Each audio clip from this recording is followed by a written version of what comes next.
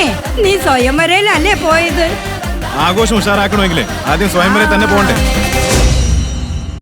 മലയാളത്തിലെ അതുല്യ പ്രതിഭകളായ രണ്ടുപേരെ, പ്രത്യേകിച്ചും പത്മനാഭൻ സാറും ഭരതേട്ടനും കണ്ടെത്തിയ രണ്ട് പേരാണ് ഇപ്പം എനിക്ക് മുന്നിലുള്ളത്. പത്മേട്ടൻ കണ്ടെത്തിയ റഹ്മാൻ, ഭരതേട്ടൻ കണ്ടെത്തിയ ബാബു ആന്റണി. രണ്ടുപേർക്കും നമസ്കാരം. നമസ്കാരം. നമസ്കാരം. നമ്മൾ ഈ പ്രതിഭകളെന്നൊക്കെ പറയുമ്പോൾ അങ്ങനെ നമുക്ക് എന്താണ് സമാനതകളില്ലാത്ത ആൾക്കാരാണ് ഇവർ രണ്ടുപേരും, അല്ലേ? പത്മരാജനും ഭരതേട്ടനും രണ്ടുപേരുടെ ഓർമ്മകൾക്ക് മുന്നിൽ നമുക്കൊരു അല്പസമയം നമസ്കാരം. എനിക്ക് തോന്നുന്നു രണ്ടുപേരും ഒരുമിച്ച് വരുന്നത് ചിലമ്പെന്ന് പറയുന്ന സിനിമയിലാണ്. 83 കൂടെ ഇവിടെ റിലീസ് ചെയ്യുന്നു. 3 വർഷങ്ങൾക്ക് ഇപ്പുറമാണ് ചിലമ്പ് വരുന്നത്. എങ്ങനെയായിരുന്നു ചിലമ്പിലേക്കുള്ള റഹ്മാന്റെ വരവും? ഭരതേട്ടൻ വന്നിട്ട് ഇങ്ങനെ ഒരു കഥ പറഞ്ഞപ്പോൾ എനിക്ക് ഇഷ്ടപ്പെട്ടു. പിന്നെ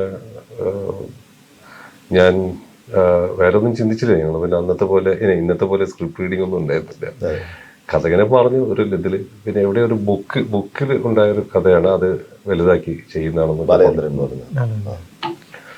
ആൻഡ് പാലക്കാട് ഭാഗത്ത് ഷൂട്ട് ചെയ്യുന്ന സമയത്ത് ആണ് ഞാൻ ബാബുവിനെ ആദ്യം കാണുന്നത്, എൻ്റെ വില്ലനായിട്ട്. അപ്പൊ നല്ല പൊക്കമുണ്ട്. ആദ്യം എനിക്കത് അട്രാക്ട് ആയത്. നല്ല 2 ഇഞ്ചോ ഒറ്റാണ് ബാബു. പിന്നെ പുള്ളിയുടെ കരാട്ട. അപ്പം അങ്ങനെയാണ് നമ്മൾ കോമ്പിനേഷൻ. വളരെ ഒരു ഹീറോ വില്ലൻ ഉപരി നല്ലൊരു ഫ്രണ്ട്ഷിപ്പ് ആണ് ഡെവലപ്പ് ചെയ്തത്. അന്നാണ് ആദ്യമായിട്ട്. അതെ, സെറ്റിൽ വെച്ചാണ്. ഭരതേട്ടൻ എന്നോട് പറഞ്ഞു, ഞാനവിടെ ചെന്നൈയിൽ ഇങ്ങനെ പല ആൾക്കാരെ മീറ്റ് ചെയ്ത് നടക്കുന്ന സമയമാണ്, ഒരു ചാൻസ് ചോദിച്ച് ഇങ്ങനെ നടക്കുന്ന സമയത്ത്. അപ്പോൾ നമുക്കറിയാവുന്ന ഭരതൻ, പത്മരാജൻ, അരവിന്ദൻ, അടൂർ ഗോപാലകൃഷ്ണൻ, ആ ഒരു അല്ലെങ്കിൽ IB ശശി അറിയാം, ജോഷിയേട്ടനെ അറിയാം, അങ്ങനെയൊക്കെയുള്ള കുറേ ആൾക്കാരെ നമുക്ക് അറിയുള്ളൂ. കാരണം ഞാൻ FTIയുടെ ഒരു ബാക്ക്ഗ്രൗണ്ടിൽ നിന്നാണ് വരുന്നത്. അപ്പോൾ അന്ന് നമ്മൾ ക്ലാസിക് സിനിമകളെ കുറിച്ച് ചിന്തിച്ച് കൊമേഴ്ഷ്യൽ സിനിമയുടെ ഒക്കെ ഒരു പുച്ഛം സമയത്താണ്. അപ്പോൾ ഭരതേട്ടനെ കാണാനായിട്ട് അങ്ങനെ ഭരതനോട് ചെല്ലുമ്പോൾ എന്നോട് പറഞ്ഞു, ഇങ്ങനെ ഞാനൊരു പടം ചെയ്യുന്നുണ്ട്, ചിലമ്പെന്നാണ് പടത്തിൻ്റെ പേര്, റഹ്മാനാണ് ഹീറോ എന്ന്. അപ്പോൾ എനിക്ക് ഭയങ്കര സന്തോഷമായി. കാരണം റഹ്മാൻ്റെ ഒരു ഫാനായിരുന്നു ഞാൻ, ഇപ്പോഴും അതെ ആണ്. അപ്പം വളരെ സന്തോഷം തോന്നി. അപ്പം നമുക്കറിയില്ല എന്ത് വേഷം, നമുക്ക് ചോദിക്കാനും പറ്റില്ല, കിട്ടുന്ന വേഷം അഭിനയിക്കുക എന്നുള്ളൊരു സംഭവം. അപ്പോൾ നീ വില്ലനാണ്, നീ കരാട്ടെ, പുള്ളി കളരി. അപ്പോൾ ഇത് തമ്മിലുള്ള ഒരു സംഭവമാണ് എന്നുള്ള കഥയൊക്കെ എനിക്ക് പറഞ്ഞു തന്നു. അങ്ങനെ പറഞ്ഞു കഴിഞ്ഞാൽ ഞങ്ങളിങ്ങനെ സംസാരിച്ച് കഴിഞ്ഞപ്പം റഹ്മാനെ കുറിച്ച് പറഞ്ഞു, അവനെ ഞാൻ ഹീറോ ആയിട്ട് ഒരു പടം ചെയ്യാൻ പോകുന്നു. അങ്ങനെ അപ്പം എപ്പോഴും സപ്പോർട്ടിങ്. ബാബുവിനെ ആദ്യം കാണുന്നത് അതിന്റെ സെറ്റിലാണ്, ചിലവരുടെ സെറ്റിൽ ഒരു ഉച്ച സമയം ബ്രേക്ക് വിട്ട സമയത്ത്. എന്നിട്ട് എന്നെ ഭരത് സാർ വിളിച്ചിട്ട് പറഞ്ഞു, ഇതാണ് വില്ലൻ, എങ്ങനെയുണ്ട് നോക്കുന്നത്. അന്ന് ആദ്യമായിട്ടും കാണാൻ സ്ക്രീൻ ടെസ്റ്റ് ആണ്. അപ്പം കളിക്കട എന്ന് പറഞ്ഞിട്ട് ഭരതായിട്ട് കുറെ മറ്റേ കട്ടാസൊക്കെ കാണിച്ചു. പിന്നെ പെട്ടെന്ന് ഒരു നുഞ്ചാക്കൊക്കെ എടുത്ത് നമ്മളെല്ലാരും നോക്കിയിരിക്കുകയാണ്. നമ്മളെ അന്തം വിട്ടിരിക്കുക, ഇങ്ങനെ പുള്ളിയുടെ ചാട്ടം കളിയൊക്കെ കണ്ടിട്ട്. ഇതാണ് പുള്ളിയുടെ സ്ക്രീൻ ടെസ്റ്റ്. അത് ഭയങ്കരമായിട്ട് ഇംപ്രസീവ് ആയിരുന്നു. ഭയങ്കര ഒരു എക്സ്പീരിയൻസ് ആണ്. കാരണം ഇപ്പം നമ്മളിപ്പം ഞാനൊരു വില്ലനാണെങ്കിലും ജീൻസ് പാന്റും ഷർട്ടും ഒക്കെയാണ് എൻ്റെ ഓർമ്മ. അന്ന് കീറിയ ജീൻസ്, കീറിയ ജാക്കറ്റ്, അതൊക്കെ ഇട്ടാണ് താടി മുടിയെല്ലാം വളർത്തിയൊരു കണ്ടു കഴിഞ്ഞാൽ ഒരു ഭരതേട്ടൻ. ചിലപ്പോൾ ഞാൻ വിചാരിച്ചു ഭരതേട്ടൻ ലളിതച്ച് വെച്ചിട്ട് പറയും എല്ലാം കൊടുത്ത് പറഞ്ഞിട്ട്. പക്ഷെ പുള്ളിയുടെ ഒരു ദീർഘവീക്ഷണമാണ്. എന്നിട്ട് എനിക്ക് ഓർമ്മയുണ്ട്, ഞാൻ ഭരതേട്ടൻ്റെ അടുത്ത് പറഞ്ഞു, ആള് കൊള്ളാം, പക്ഷെ അയാള് സിനിമക്ക് ഫൈറ്റർ ഒന്നല്ലല്ലോ, ഇനിയിപ്പോ അറിയണ്ടേ അടിച്ചാലോ ഒറിജിനലായിട്ട് അടി വാങ്ങിക്കേണ്ടി വരുമോ? അതൊക്കെ നമ്മൾ അഡ്ജസ്റ്റ് ചെയ്യാൻ നോക്കാന്ന് പറഞ്ഞു. വരട്ടാ ചെറിയൊരു പേടി ഉണ്ടായിരുന്നു പുള്ളിയുടെ കൂടെ. കാരണം ഒന്ന് എക്സ്പീരിയൻസ് ഇല്ല, സിനിമ ഫൈറ്റ് എക്സ്പീരിയൻസ്. ഇനിയിപ്പം ദേഹത്തെങ്ങാനും കൊണ്ടു കഴിഞ്ഞാൽ പുള്ളിന്റെ കാലൊക്കെ പോന്ന് കണ്ടു കഴിഞ്ഞാൽ എന്റെ അമ്മോ, അങ്ങനെയൊക്കെ ആയിരുന്നു. അന്ന് ഞാൻ കുറച്ച് പേടിച്ചിരുന്നു. പിന്നെ പുള്ളി ഭയങ്കരമായിട്ട് പ്രൊഫഷണൽ ആയിരുന്നു ആ കാര്യത്തിലൊക്കെ. ഒരു ഇത് തെറി പോലും എന്നെ തൊട്ടിട്ടില്ല ഫൈറ്റിനിടയിൽ. അതിനുവേണ്ടി കളരി പഠിച്ചു. കളറി പഠിക്കേണ്ടി വന്നു. അതെങ്ങനെയായിരുന്നു അതിന്റെ എക്സ്പീരിയൻസ്? അതില്ല, മാസ്റ്റർ വന്ന് പഠിപ്പിച്ചതാണ്. ആര്? ഏത് മാസ്റ്റർ? ഗുരുക്കളും പിന്നെ സെബാസ്റ്റ്യൻ ഒരു ഫൈറ്റ് ഉണ്ടായിരുന്നു. അവര് വന്ന് കുറച്ച് പഠിപ്പിച്ചിട്ടുണ്ടായിരുന്നു. അത് പാലക്കാടും പിന്നെ ഭരതേട്ടന്റെ ഫാം ഹൗസ് ചെന്നൈയിൽ വെച്ചിട്ട് ഞാൻ കുറച്ച് ട്രെയിനിങ് ഒക്കെ ഉണ്ടായിരുന്നു. ഇദ്ദേഹത്തിന്റെ സമയം വല്ലതും ഉണ്ടായിരുന്നു? ഇല്ല, പിന്നെ പുള്ളി ഇല്ല. നമ്മള് ഫൈറ്റ് എടുക്കാൻ പോകുന്ന ഫൈറ്റ് ഞങ്ങൾ പരസ്പരം പ്രാക്ടീസ് ചെയ്യും, റിഹേഴ്സൽസ് ചെയ്യും.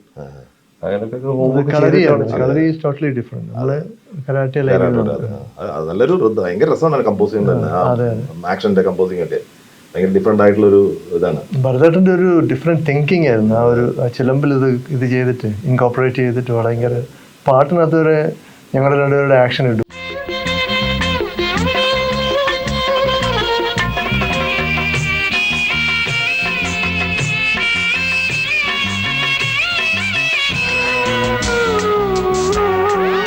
അദ്ദേഹത്തിന്റെ ആരാധകനാണ് അന്ന് ഇന്നെന്ന് പറഞ്ഞത്. എന്തുകൊണ്ടാണ് അദ്ദേഹത്തിന് ഏത് തരത്തിലാണ് റഹ്മാൻ താങ്കളുടെ അല്ല, എന്തുകൊണ്ടായിക്കൂടാന്നുള്ളതാണ്. കാണാൻ നല്ല സുന്ദരൻ, നന്നായിട്ട് അഭിനയിക്കും, നന്നായിട്ട് ഡാൻസ് ചെയ്യും, പിന്നെ ഫൈറ്റ് ചെയ്യും, എല്ലാ തരത്തിലും.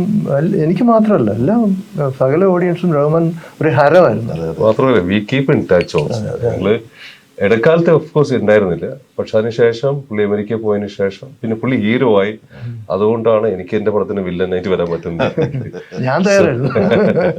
അങ്ങനെ ആൻഡ് ഇടയ്ക്ക് മെസ്സേജുകളൊക്കെ അങ്ങോട്ടും ഇങ്ങോട്ടും റിലേഷൻഷിപ്പ് കോൺസ്റ്റന്റ്ലി ഇൻ ടച്ച്. ഇത്രയും വർഷങ്ങളായിട്ടും ചിലപ്പോൾ 1 മാസം 2 മാസം കൂടുമ്പോഴായിരിക്കും മെസ്സേജ് അയക്കുന്നത്, സംസാരിക്കുന്നത്, പക്ഷെ കോൺസ്റ്റന്റ്ലി ഇൻ ടച്ച്. അതൊരു വലിയ കാര്യമാണ്. കാരണം സാറിനെ വിട്ടുപോയാലും 38 വർഷം എന്ന് പറയുന്നത് വലിയൊരു ഗ്യാപ്പാണ് സിനിമയിൽ എന്ന് പറഞ്ഞു.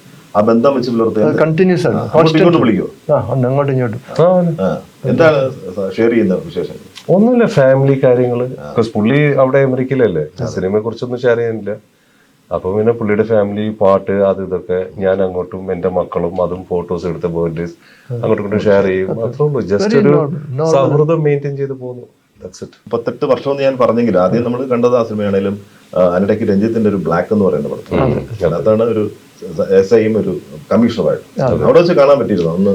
അതെ, പുള്ളി കുറവായിരുന്നു ആ സീൻ. ഐ മീൻ സോ 2-3 ദിവസം വന്നിട്ട് പുള്ളി പോയി ഒരു ഗസ്റ്റ് അപ്പിയറൻസ് എന്നതില്. പക്ഷെ അഫ്കോഴ്സ് ആ സമയത്ത് കൂടെ നമ്മള് ഞങ്ങൾ അങ്ങോട്ട് വരികയാണ്, അവിടെ വെച്ച് കാണാന്നുള്ള കമ്മ്യൂണിക്കേഷൻ ഒക്കെ ഓൾറെഡി കഴിഞ്ഞായിരുന്നു.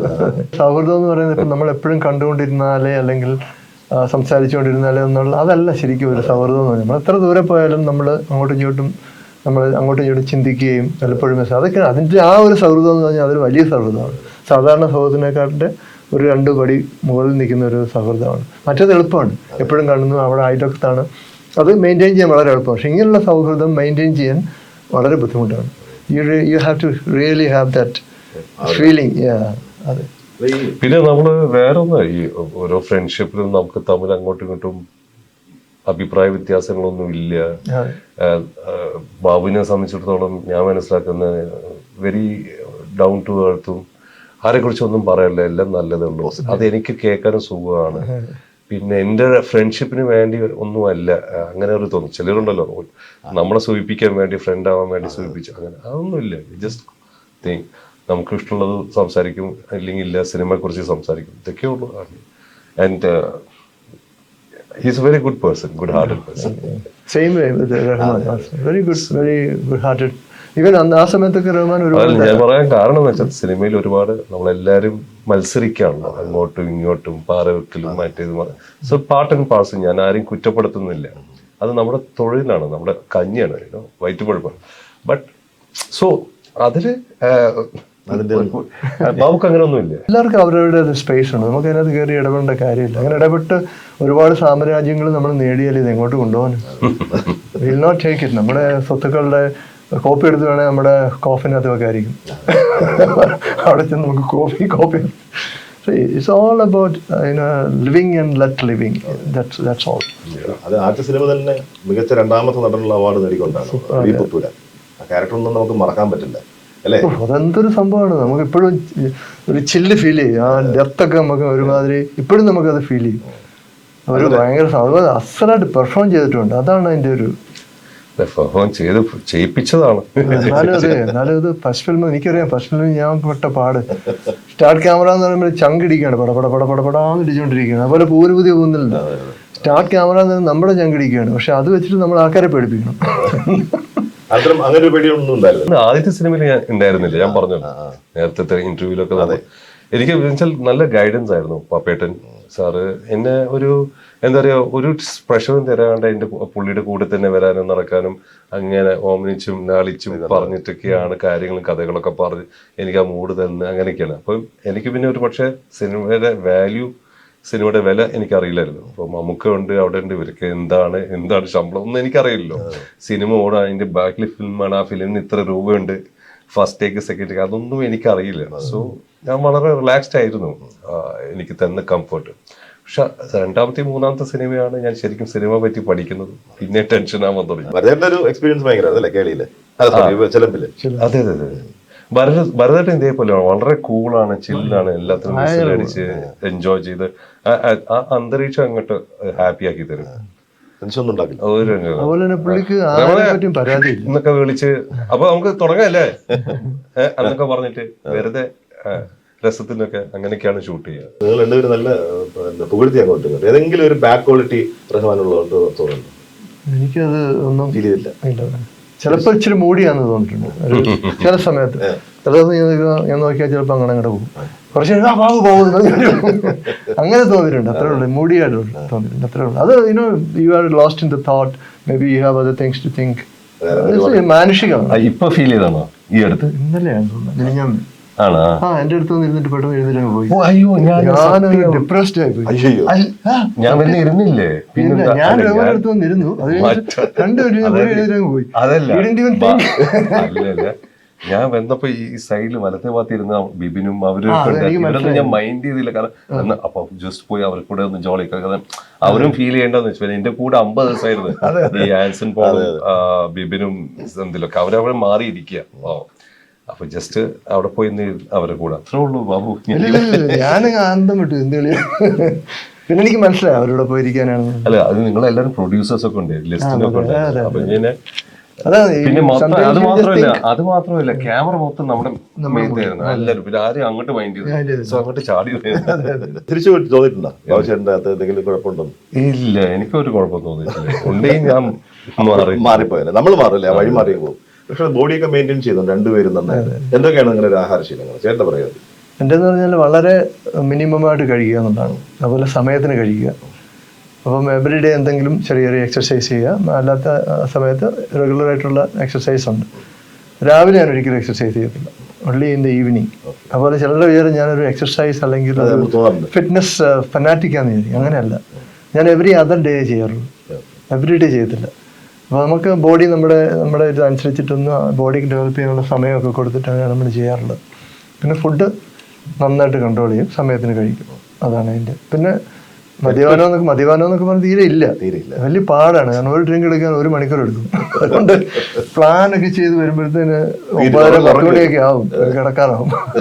കാരണം ബിറ്റ്വീൻ 6 and 9 ഒക്കെ ആയിരിക്കും നമുക്കിതൊന്ന് കലാപരിപാടി അതിനുള്ള സമയം കിട്ടാറില്ല. അപ്പം നല്ല ഫുഡിയാണ്. ഞാൻ ഫ്ലെക്സിബിൾ ആണ്, ഞാൻ എല്ലാം കഴിക്കും. ഹെൽത്തിയും കഴിക്കും, അൺഹെൽത്തിയും കഴിക്കും. പക്ഷെ ലിമിറ്റില്. അല്ല, പക്ഷെ എന്നിട്ടും ഈ ബോഡി എങ്ങനെ മെയിൻറ്റെയിൻ ചെയ്യും? രഹസ്യമാണ് ഭയങ്കര. ആക്ച്വലി മെയിൻറ്റെയിൻ ചെയ്യുന്ന വെച്ചാല് ഒരു പ്രോജക്റ്റ് വരുമ്പോൾ അതിനു വേണ്ടി മെയിൻറ്റെയിൻ പിടിച്ചു കൊണ്ടുവരും. പക്ഷെ ഞാൻ എൻജോയ് ചെയ്യും ഫുഡ്. കാരണം ഒരു കാലം വരെ ഞാൻ ഈ ഡയറ്റും ചില കുറിപ്പിട്ട ഡയറ്റുകളൊക്കെ ഡയറ്റീഷ്യൻ തരുന്നത് അങ്ങനെയൊക്കെ ഇരുന്ന് ഫോളോ ചെയ്തിട്ടുണ്ട്. പക്ഷെ എന്തൊക്കെ പറഞ്ഞാലും എൻ്റെ ഒരു അനുഭവത്തിൽ അതൊക്കെ ഒരു waste of time, waste of money. നമുക്ക് കുറച്ച് ബോധം, നമുക്ക് കുറച്ച് വിവരം ഉണ്ടെങ്കിൽ നമുക്കത് ചെയ്യാവുന്നതേ ഉള്ളൂ. വെച്ചാൽ എന്തും കഴിക്കാം, enjoy. At the end of the day മനസ്സ് ഹാപ്പി ആവണം. നമ്മൾ കഴിക്കുന്ന സംഭവം കേക്ക് ആണെങ്കിലും കേക്ക് കഴിച്ചോ, ചോക്ലേറ്റ് കഴിച്ചോ, ഒക്കെ കഴിച്ചോ, വിത്ത് ലിമിറ്റിന്. നമ്മളതിൽ ഓർക്കണം ഇതൊക്കെ കഴിച്ചിട്ടുണ്ട് എന്നുള്ളത്. അല്ലാണ്ട് ഇങ്ങനെ കഴിച്ചുകൊണ്ട് പോകരുത്, ഇത്രേ ഉള്ളൂ. സോ പിന്നെ മറ്റൊരു ശീലം എന്ന് പറയുന്നത് മാക്സിമം കുറച്ച് വർഷങ്ങളായിട്ട് ഡിന്നർ മാത്രം ഈ 7 മണിക്ക് കഴിക്കും, എൻ്റെ ഉള്ളിൽ കഴിച്ചിരിക്കും. വർക്കൗട്ട് ഉണ്ടല്ലോ. പിന്നെ വർക്കൗട്ട്, അത് വർക്കൗട്ട് തൊട്ട് ആരും കുറയാൻ പോകുന്നില്ല. നമുക്ക് രാവിലെ വൈകിട്ട് ഷൂട്ടിങ്ങിന്റെ സമയം അനുസരിച്ചിരിക്കും. ചിലപ്പോൾ 5 മണിക്ക് കുടിക്കുമ്പോൾ പിന്നെ ഞാൻ വൈകിട്ട് വന്ന് വർക്കൗട്ട് ചെയ്യും. മാക്സിമം രാവിലെ ആയിരിക്കും ചെയ്യുന്നത്. രണ്ടുപേർക്കും കിട്ടിയ ഒരു വലിയ അനുഗ്രഹം എന്താ? നല്ല കുടുംബമാണ്. നമ്മുടെ ഏറ്റവും വലിയ ഒരു സ്വത്തെന്ന് പറയുന്നത് ഫാമിലിയാണ്. രണ്ടുപേരും അക്കാര്യത്തിൽ അനുഗ്രഹിക്കപ്പെട്ടവരാണ്. വളരെ സമാധാനമായിട്ട് നമുക്ക് ജീവിക്കാൻ കഴിയുക എന്നുള്ളത് നമ്മുടെ കുടുംബത്തിൽ നിന്ന് കിട്ടണ്ട, അല്ലേ? അപ്പൊ ആ ഒരു സാമ്യത നിങ്ങളുടെ ജീവിതത്തിലുണ്ട്. ശരിക്കും എങ്ങനെയാണ് നമ്മുടെ കുടുംബം ഒരു ആക്ടർ എന്ന നിലയിൽ അവരെ സഹായിക്കുന്നത്? ചേട്ടൻ അനുഭവത്തിൽ കുടുംബം എന്ന് പറഞ്ഞാൽ ഒരു വലിയ റെസ്പോൺസിബിലിറ്റിയാണ്. അത് നമ്മുടെ ചോയ്സാണ്. Whether you want to get married or you want to have children. നമ്മളോട് ആരും ഫോഴ്സ് ചെയ്യുന്നില്ല. പഴയ തലമുറയൊന്നും അല്ല, നീ പോയി കെട്ട, അങ്ങനെയൊന്നും അല്ല. അവർക്ക് ആഗ്രഹങ്ങൾ കാണും, അപ്പനും അമ്മയ്ക്കും ഒക്കെ. നമ്മൾ ആ ഒരു റെസ്പോൺസിബിലിറ്റി എടുക്കുമ്പം നമ്മുടെ കുഞ്ഞുങ്ങൾ ജനിക്കുന്നു. അത് അവരുടെ കുറ്റമല്ലല്ലോ. നമ്മൾക്ക് വേണ്ടിയ കാര്യങ്ങൾ അങ്ങനെ ജനിക്കുന്നു. അപ്പോൾ അവരോടുള്ള റെസ്പോൺസിബിലിറ്റി എന്ന് പറയുന്നത് ഹൈലി ഇമ്പോർട്ടൻ്റ് ആണ്. അപ്പോൾ ആ വഴിക്ക് വരുന്ന ഒരു കാര്യങ്ങളും നമ്മൾ ചെയ്യാൻ പാടില്ല. അവരെ ഹർട്ട് ചെയ്യുന്ന അല്ലെങ്കിൽ അവരുടെ ലൈഫിനെ നമ്മൾ ഹിൻഡ്രൻസ് ആക്കുന്ന ഒരു കാര്യങ്ങളിലും നമ്മൾ ഇടപെടാൻ പാടില്ല. That's A sacrifice. പിന്നെ നമ്മൾ constantly in touch with dum. അപ്പോൾ നമ്മളത് ദൂരെ പോയാലും, ഇപ്പം ഞാൻ അമേരിക്കയിൽ ഇവിടെ വന്ന് ജോലി ചെയ്യുന്നു, ഇപ്പോൾ എവറി 2-3 hours പകലാണെങ്കിൽ അവിടെ രാത്രിയാണ്, നമ്മൾ have A video call speak ചെയ്തു. ഇപ്പം മൂത്ത മോനിപ്പോൾ ആർത്തർ ഇപ്പോൾ ഹ്യൂസ്റ്റൺ യൂണിവേഴ്സിറ്റി ജോയിൻ ചെയ്തു, എയറോസ്പേസ്. അതെ.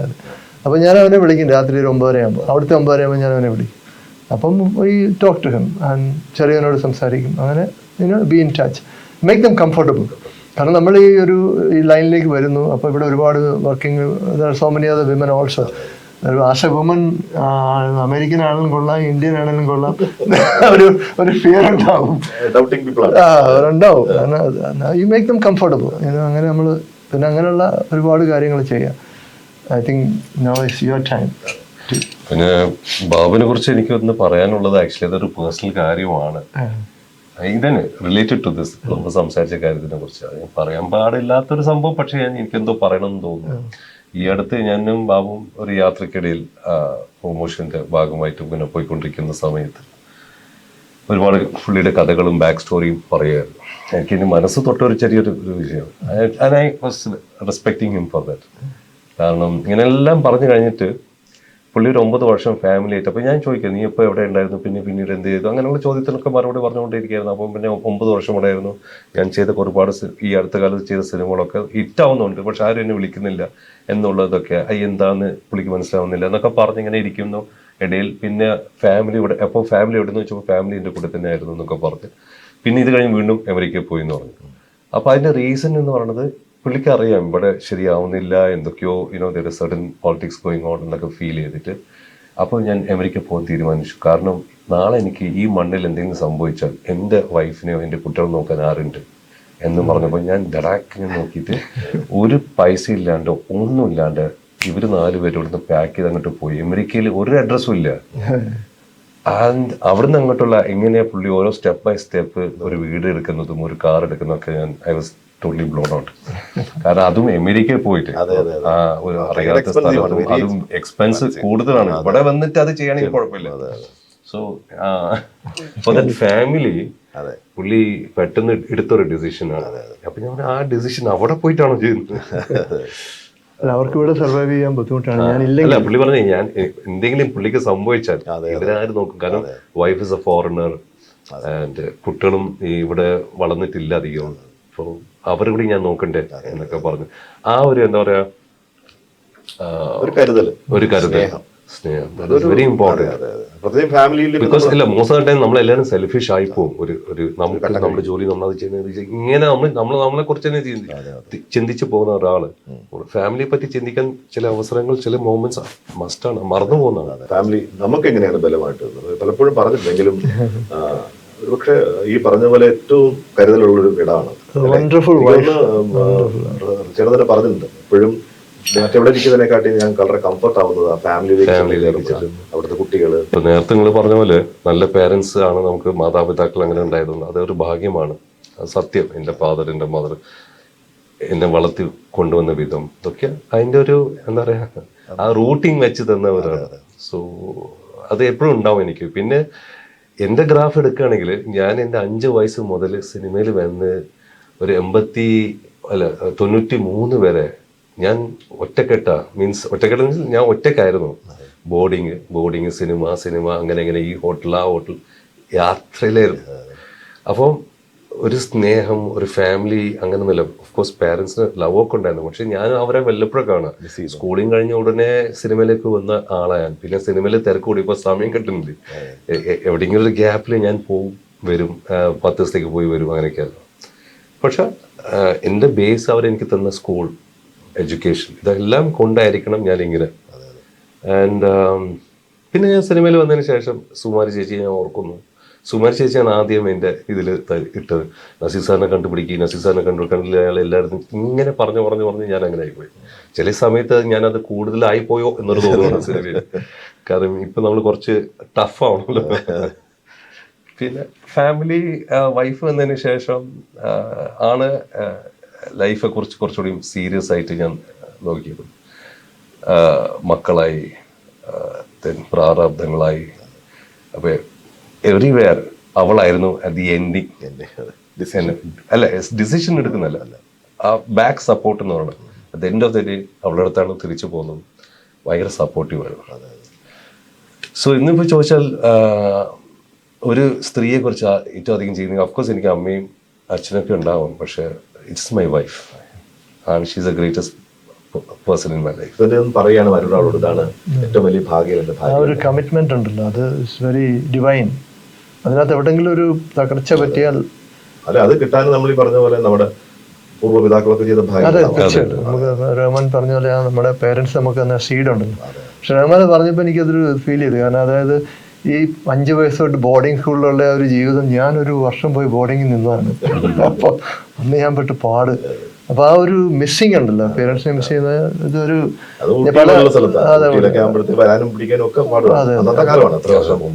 അങ്ങനെ ബോർഡിംഗ് സ്കൂളിൽ ആദ്യം തൊട്ട് പഠിക്കുന്ന കുട്ടികളുടെ ചില ബുദ്ധിമുട്ടുകളൊക്കെ ഞാൻ കേട്ടിട്ടുണ്ട്. പക്ഷെ റഹ്മാൻ അങ്ങനെയൊന്നും ഇല്ല, എല്ലാം വളരെ നന്നായിട്ട് വന്നു.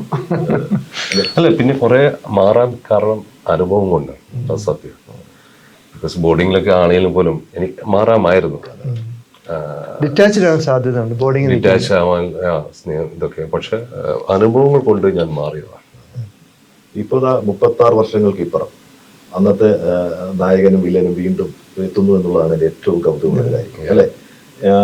ചേട്ടനായിരിക്കും ഇത് വില്ലൻ ഇദ്ദേഹമാണെന്ന് അറിയുന്നത്, അല്ലെ? എന്തായിരുന്നു ആദ്യത്തെ ഒരു, ആരാണ് വില്ലൻ ചോദിച്ചിരുന്നത്, എങ്ങനെയായിരുന്നു അത്? ഈ കഥ ആദ്യം എൻ്റെ അടുത്ത് വന്ന് ഒമർ ലുലു സംസാരിച്ചപ്പോൾ ഒരുപാട് ഇഷ്ടപ്പെട്ടു, ചെയ്യാം, ഓണത്തിന് റിലീസ്, ഇങ്ങനെ ഒരു മാസ് ഫിലിം എല്ലാം ചെയ്ത് വരുമ്പോൾ ഞാൻ ആദ്യം സമ്മതിച്ചില്ല ചെയ്യാൻ. എല്ലാം ഓക്കെ, പക്ഷെ കാസ്റ്റിംഗ് എനിക്ക് ചെറിയൊരു കുഴപ്പമുണ്ടായിരുന്നു. കാര്യത്തിൽ മീൻസ് ബാക്കിയുള്ളവരൊക്കെ ഉമറിൻ്റെ അടുത്ത് പറഞ്ഞ വേറൊരു കാസ്റ്റിംഗ് ആയിരുന്നു.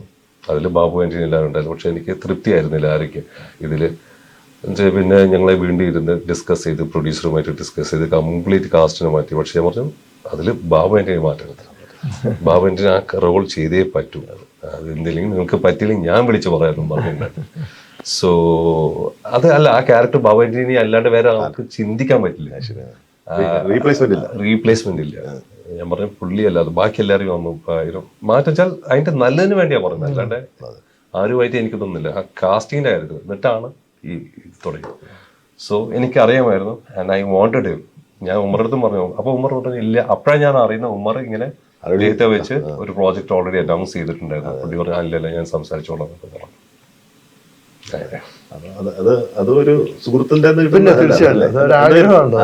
അല്ല, ഇത് ഇതേ കാര്യം നായകൻ ഇതാണെന്ന് പറഞ്ഞപ്പോ ചേട്ടന്റെ ഒരു പ്രിയുണ്ടോ? പിന്നെ തീർച്ചയായിട്ടും ഞാൻ റഹ്മാനോട് വിളിച്ച് ചോദിച്ചായിരുന്നു ഇങ്ങനെ ഒരു സംഭവം പ്രോജക്റ്റ് വരുന്നുണ്ട്. പുള്ളി എന്റെ അടുത്ത് ചോദിച്ചു. അപ്പൊ ഞാൻ പറഞ്ഞ സംശയത്തിലാണ് എന്നൊക്കെ ഞാൻ ഉറപ്പ് കൊടുത്തിട്ടില്ല.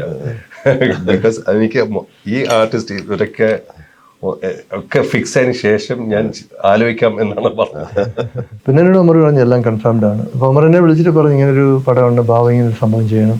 ഞാൻ പറഞ്ഞു ഉമർ നമ്മളേതൊക്കെ ഒരു ഹീറോ ആയിട്ടൊരു പ്രൊജക്ട് പ്ലാൻ ചെയ്തുകൊണ്ടിരിക്കല്ലേ, അപ്പൊ ഇത് വേണോ, നമുക്ക് അടുത്ത ചെയ്താൽ പോരെ എന്നൊക്കെ ചോദിച്ചു കഴിഞ്ഞ് പിന്നെ റഹ്മാനൊക്കെ ഉണ്ട്, എല്ലാവരും ഉണ്ട്, ഒരു ഓളം മൊത്തം. അങ്ങനെയാണ് ഇതിനകത്തേക്ക്. പക്ഷെ വന്നു കഴിഞ്ഞാൽ ഭയങ്കര ഒരു രസമായിരുന്നു ആ ഇൻട്രൊഡക്ഷൻ. നല്ലൊരു ഭയങ്കര മിസ്സായി പോയത്, ഭയങ്കര മിസ്സായി. പിന്നെ ഫൈറ്റൊക്കെ ഉണ്ട് നല്ല, അതൊക്കെ നിങ്ങൾ കാണുക.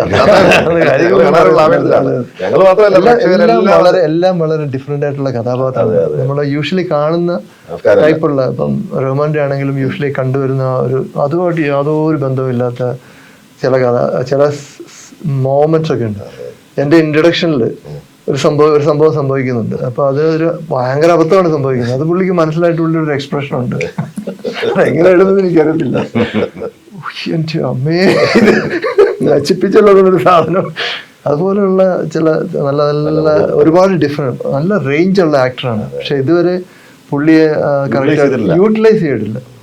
ഇപ്പൊ പ്രേംനസറിന്റെ കാര്യം പറഞ്ഞല്ലാണ്, പുള്ളി നല്ല റേഞ്ചുള്ള നടനാണ്. പക്ഷെ പുള്ളിയെ ഒരു ലൈനിൽ ഇങ്ങനെ കൊണ്ടുപോയി അങ്ങനെ 1-2 സിനിമകൾ മാത്രമേ ഉള്ളൂ പുള്ളിക്ക് വേറിട്ട് ചെയ്യാൻ.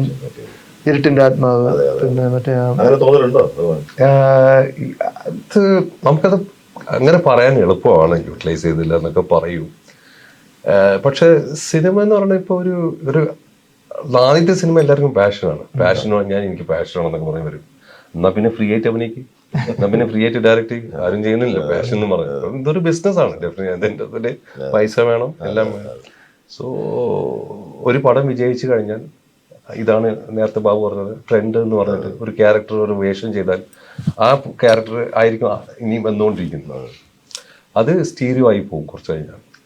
പിന്നെ നമ്മൾ വെയിറ്റ് ചെയ്യണം. ഇതുപോലെയൊക്കെ ഈ ബാഡ് ബോയ്സ് എന്നൊക്കെ പറയുന്നത് ഞാൻ മനസ്സിൽ ആഗ്രഹിച്ചിട്ടുണ്ടെങ്കിലും ഒമർ ലുലു എൻ്റെ അടുത്തേക്ക് ഈ ഒരു സബ്ജക്റ്റ് ആയിട്ട് വരുന്ന ഒരിക്കലും ഞാൻ കണ്ടിട്ടില്ല. ഒമർ ലുലു എനിക്ക് അറിയൂല. പിന്നെ ഇത് ചെയ്യാൻ വേണ്ടി എനിക്ക് ഒരുപാട് എന്താ പറയാ പാറകൾ ഉണ്ടായിരുന്നു. ഒന്ന് സൂക്ഷിച്ച് ചെയ്യണം മറ്റേ എന്നൊക്കെ പറഞ്ഞു. പക്ഷെ I don't think so. Omar Lulu is one of the finest gentleman എനിക്കറിയാവുന്നത്. അഫ്കോഴ്സ് പുള്ളിയെ പറ്റി പലതും എന്തൊക്കെ പറയും, പേഴ്സണൽ ലൈഫാണ്. പക്ഷെ ആസ് എ ഡയറക്ടർ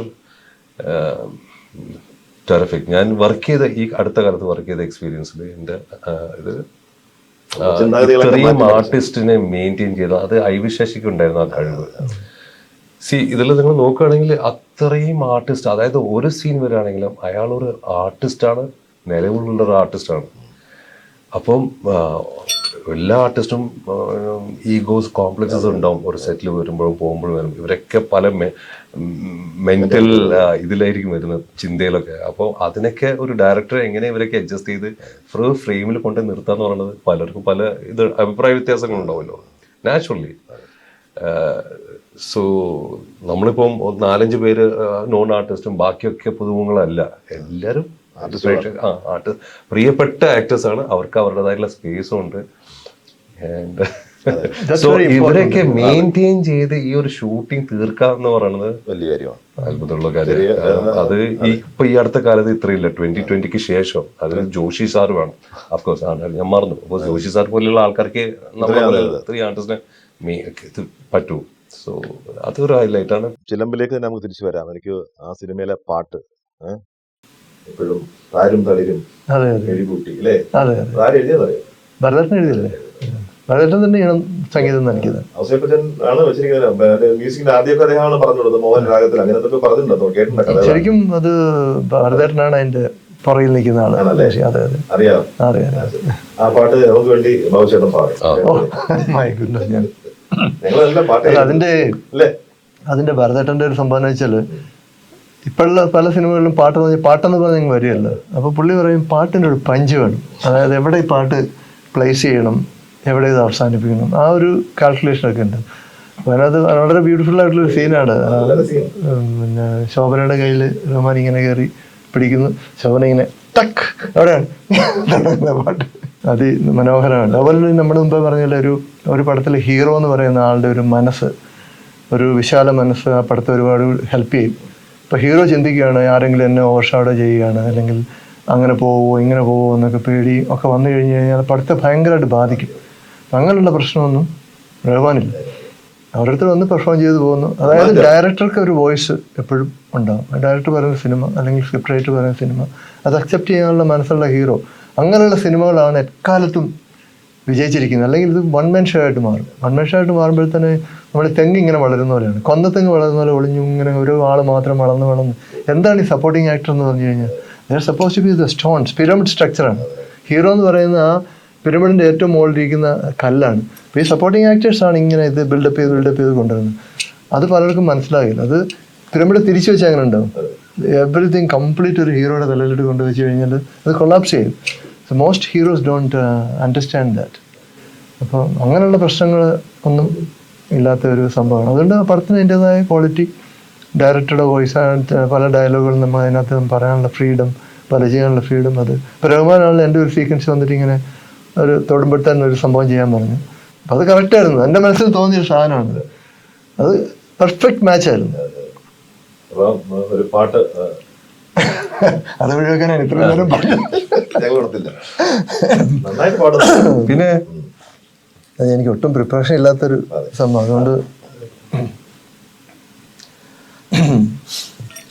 താരും തളിരും മിഴിപൂട്ടി ദൂരെ ശ്യാമാംബരത്തിൻ നിറമായി കേകയായി കേഴും